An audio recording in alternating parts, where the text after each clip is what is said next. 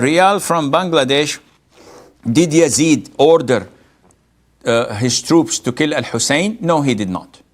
And he was very angry with the people who brought him this info, and he cried for him and honored his family, the remaining of his family. And all what the Shia circulate is not true. Yazid was not a companion like Al-Hussein. Yazid was a tabi'i, but at the same time, people go to extremes. Some of them make Yazid to be one of the righteous scholars and awliya of Allah Azza wa Jal. And some of them, like the Rafidah, make him a kafir. And this is the imbalance that the Sunnis, the Muslims don't have, alhamdulillah. We have balance because we have no relationship with either party. We love Al-Hussein because he's the grandson of the Prophet ﷺ, and we love him because he is the master of the youth in paradise. But our love to him does not make us transgress and say that Yazid killed him when he did not, and Allah knows best. From the US says, what is our stance towards Yazeed ibn Muawiya? Yazid is from the tabi'een. He's not a companion. And it would be unfair to go and indulge in stories and narrations that we were not witness to.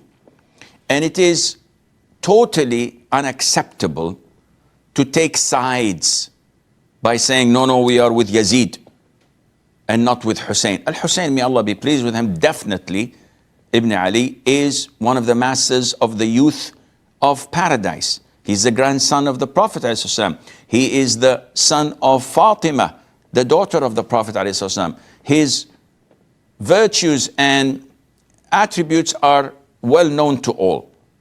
However, through history, we believe that Yazid only instructed the army to prevent Al-Hussein, may Allah be pleased with him, from entering Iraq.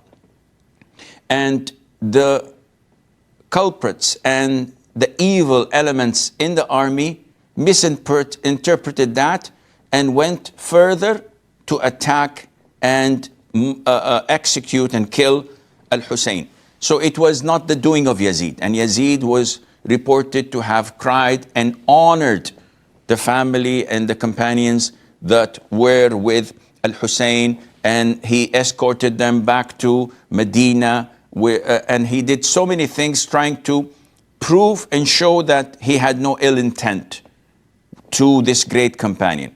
Nevertheless, we don't go to the limit of praising Yazid, as we don't go to the extent of saying that he's a kafir, and that's like the Shia say. No, he's a normal person, had his pros and had his cons, had lots of good things in him as a Khalifa, and also had lots of bad things as a sinful Muslim, and he is to Allah Azza wa Jal to judge. So it would be immature and illogical for us to indulge in judging a person we had never met, and through stories that are not authentic and not well established, and Allah knows best.